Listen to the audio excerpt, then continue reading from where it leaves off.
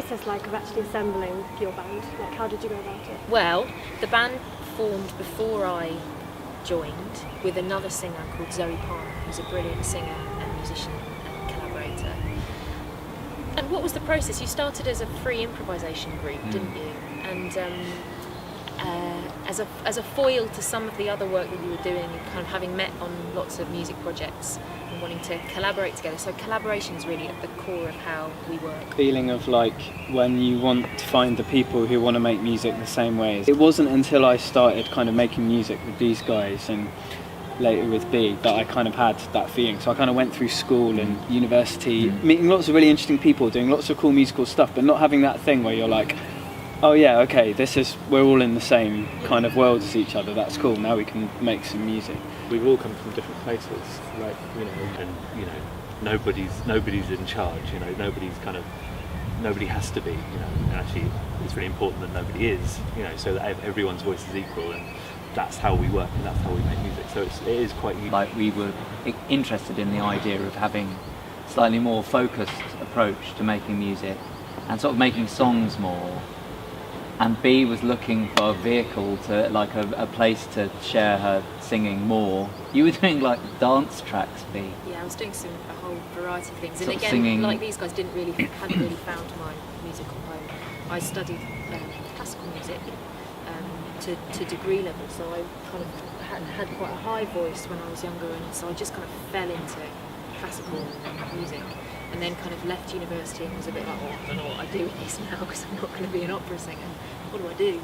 And kind of like went through various different routes, and it took to come to this project to kind of find a place where I could do all the things that I wanted to do with my voice and kind of be really experimental and kind of just explore different textures and also use some of that stuff, use all of the range that I had done, but in a different kind of idiom.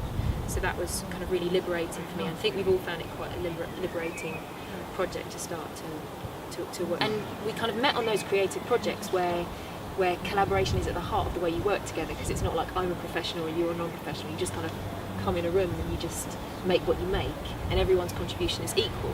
And that's why that's kind of really formed the basis of our band. It just got to the stage where we decided that we wanted to make music together outside that context and for ourselves, and that was really kind of what boosted us to it. I think a common thread was what the thing that we were doing when it was just that pure thing. So I did a straight music degree. That pure classical thing wasn't doing it for me. I haven't played straight classical music since I left university, even though I write it sometimes, but the band was a place where we could kind of, like B said, use some of that training, but make something new with it. Experience music over actually studying it professionally in a condensed area. I want it to be as 360 degrees as possible. Yeah. So, because each musical experience you have kind of brings something into focus or gives you another perspective on something. So the more different types of musical experiences you have, whether that's just like popping along to a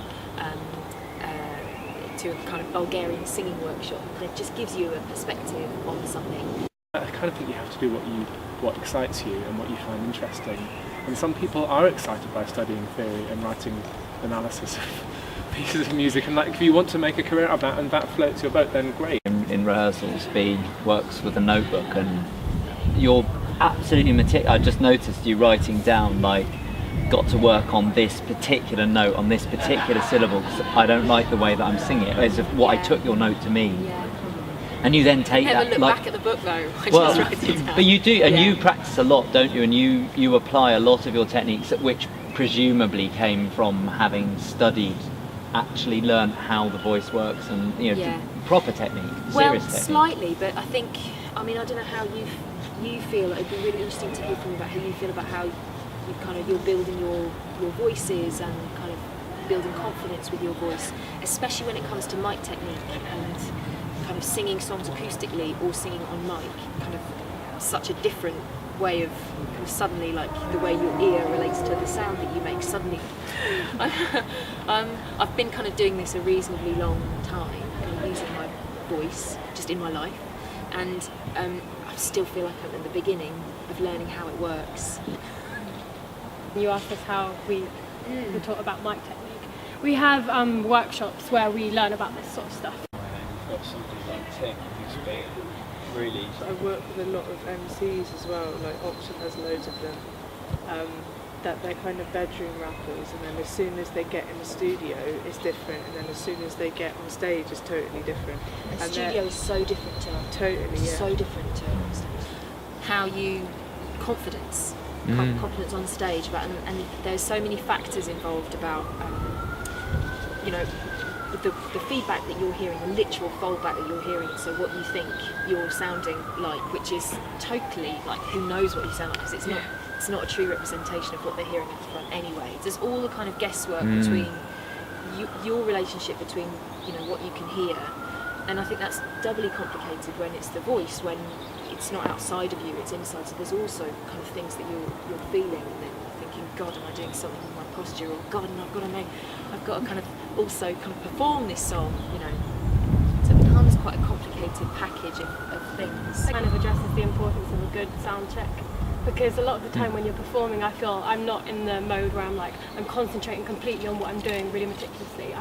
I know my song, and I want to know that I can just sing it and be happy with it. So yeah, but actually all you can do is kind of, in a way, let go and kind of just be in what you're doing.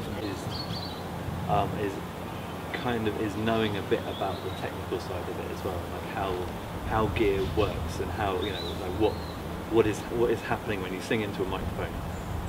That signal goes down that cable, and what happens after that? You know, where does it go? Who's in charge of that? What could you do to kind of suggest something which might help what you're hearing? And sometimes the bad treatment that you get is because of the bad treatment that sound engineers have had, and with people being moody with them. I definitely think that I've had better experiences by knowing a bit rather than being ignorant of what's going on. I can go up and kind of say, I wonder if we could try this. How do you overcome like nerves when performing? I don't know, I feel really lucky and really excited about performing, and I think that overcomes my nerves. I'm just kind of, and I feel I kind of try and turn it into excitement, because it's adrenaline, and it kind of, like almost like a game you can play with yourself. You're like, well, what's the worst that could happen? You know, really, what's the worst that could happen?